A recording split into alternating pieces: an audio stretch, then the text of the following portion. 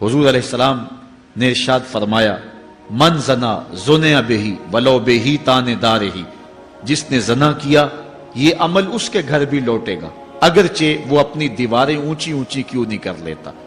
اگر آج کوئی کسی کی بہن بیٹی پر اپنی نظروں کو غلیظ کرتا ہے تو وہ یہ کیسے کہہ سکتا ہے کہ میری بہن اور میری بیٹی کسی کی گندی نظروں کا شکار نہیں ہوگی؟ یہ مقافات عمل ہیں۔ گندم از گندم بروید جو ز جو، از مقافات عمل غافل مشو۔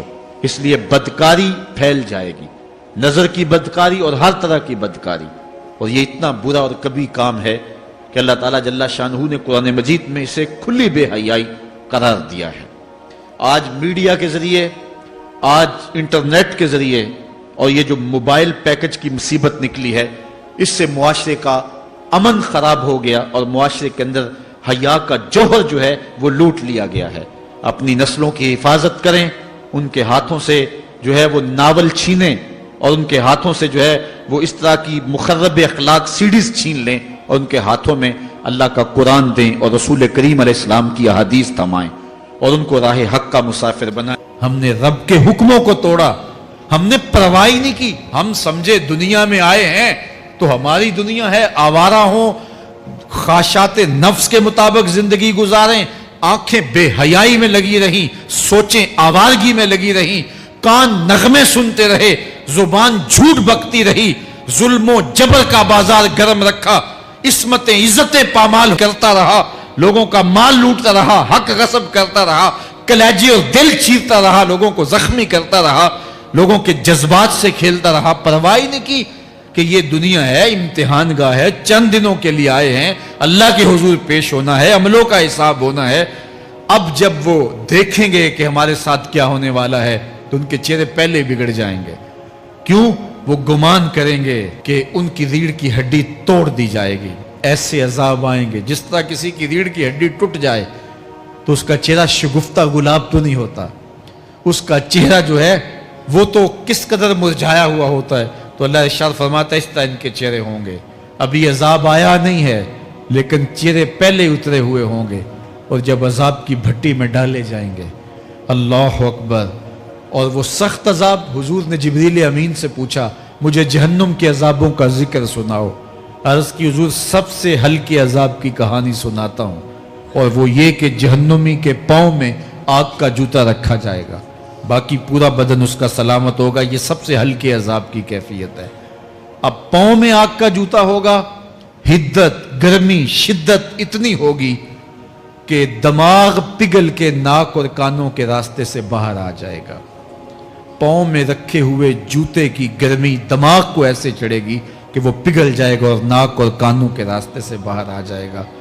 تو اللہ کے عذاب کے خوف سے چہرے بگڑ جائیں گے، حالت سلامت نہیں رہے گی۔ یہ بات ذہن میں رکھیں کہ اللہ جس کو جہنم میں ڈالے گا اس کو اس صورت میں نہیں ڈالے گا، یہ محمدی صورت ہے، یہ شکل اس کی چھین لی جائے گی اور اس کی شکل بڑی کر دی جائے گی۔ اس کا ایک ایک دانت احد پہاڑ جتنا ہوگا۔ احد پہاڑ کا پھیلاؤ 15 کلومیٹر پہ ہے، 15 کلومیٹر کا ایک دانت، اور 32 دانت کتنے ہوں گے تو منہ کتنا بڑا ہوگا۔ اس کو اتنا بڑا اس لیے کیا جائے گا تاکہ وہ عذاب کی تکلیف زیادہ سہے۔ 70 گز موٹی کھال ہوگی، اور کھال جل جائے گی تو اللہ قرآن میں فرماتا ہے ہم نئی کھال دے دیں گے تاکہ عذاب کی تکلیف اس کو گوارا کرنی پڑے۔ پھر چیخے گا، چلائے گا، ہائے مجھے پانی دو، پانی دو، پیاس کی شدت ہے۔ 70 سال تک تو اس کی کوئی آواز ہی نہیں سنے گا۔ 70 سال کے بعد داروغہ جہنم چیخ کر کہے گا کیا مانگتا ہے؟ وہ بولے گا مجھے پانی چاہیے۔ کہا جائے گا تو بے بھی ملتا ہے پانی۔ پھر داروغہ جہنم اسے پانی دے گا، کوکا کولا کی بوتل دے گا یا پیپسی تھما دے گا یا منرل واٹر کی بوتل دے گا؟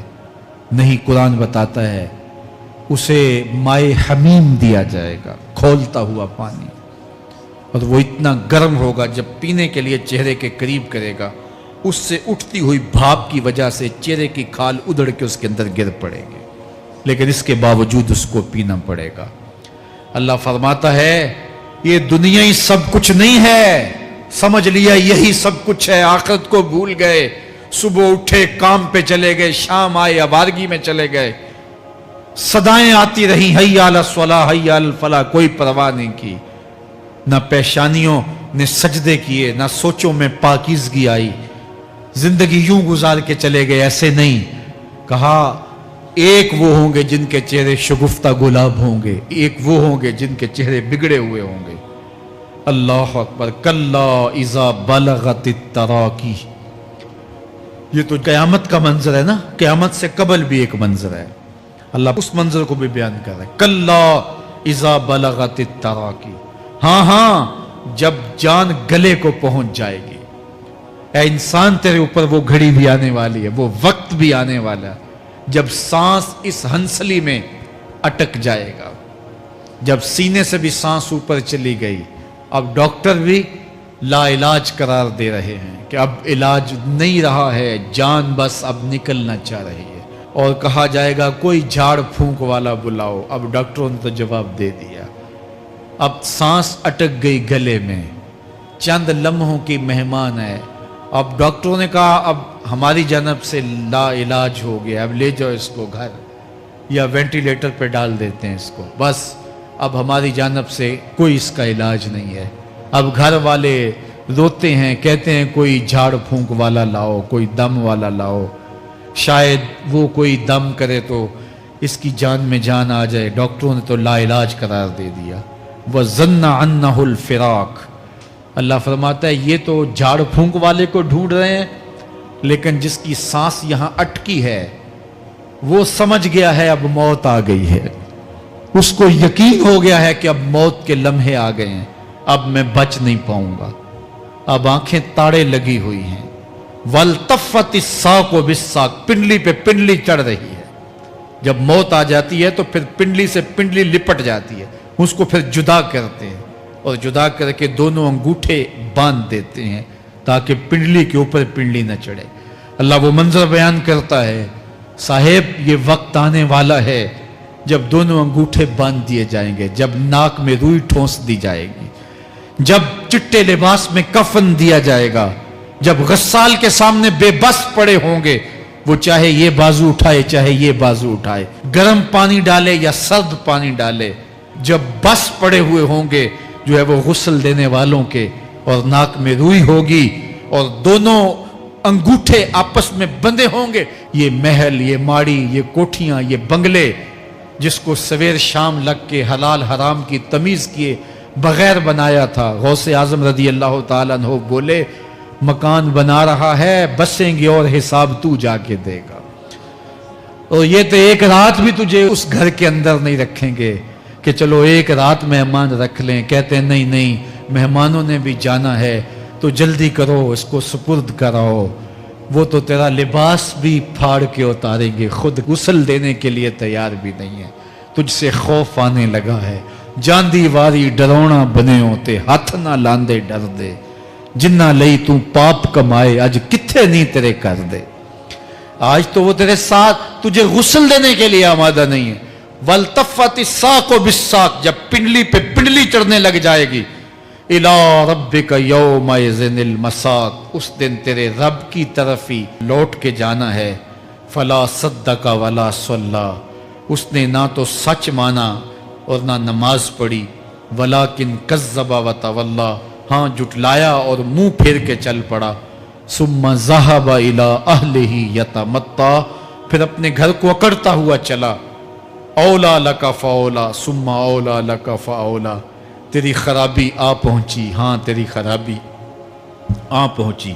अयहसबुल इंसानु अन युतरका सुदा, इंसान दुनिया में ये गुमान करता है उसको सुदा छोड़ दिया जाएगा। सुदा अरबी में ऐसे ऊंट को कहते हैं जिसकी महार किसी के हाथ में ना हो।